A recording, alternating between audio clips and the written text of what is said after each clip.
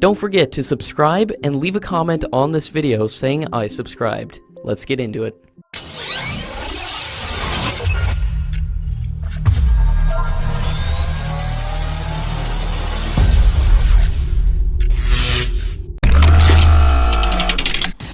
According to latest reports, the Chinese Minister of National Defense and a member of the Central Military Commission is set to visit India on August 21st, during which both sides are expected to discuss measures to deepen the strategic communication between the forces, including the possibility of setting up a hotline between their top military commanders.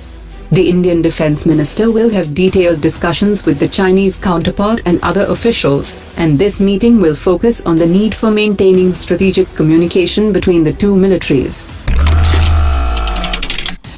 According to a new Pentagon report, the Chinese strategic aircraft are developing capabilities and training against US and allied forces in the Pacific region, and is also pushing its operations out into the Pacific region. The Chinese president ordered the PLA to step up efforts in 2017, and according to the Pentagon, the PLA undertook a massive transformation of operational and tactical units as part of its structural reforms in April 2017. China is engaged in a decades-long build-up and modernization of its armed forces, and military leaders have set a goal of fielding a world-class military by 2050. According to latest reports, the Barak 8 system is expected to be formally procured by the Israeli Navy, which has already won sales worth more than $5 billion over the past few years. The Israeli Navy is expected to deploy the Barak 8 on its 6 new corvettes, which are substantially smaller than the Kolkata-class destroyers.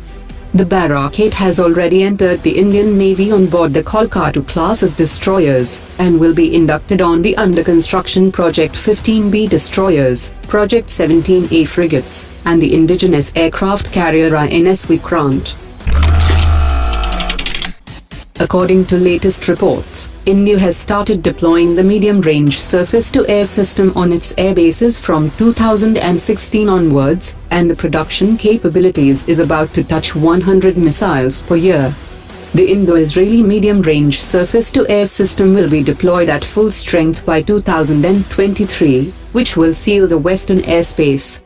The RDO is already working on the Akash-1S system, which has a new seeker system, and the Israeli Spider and the Akash Mark II will ensure that the western sector gets excellent lower and mid-tier air defense coverage. In the long-range area, S-400 can detect and track 300 targets simultaneously within a distance of 600 kilometers. The RDO's QSAM is also progressing well, which is designed to move along with the strike core of the Indian Army. Pakistan is trying its best to modernize its armed forces, and it has been generously helped by China in the development of strategic systems.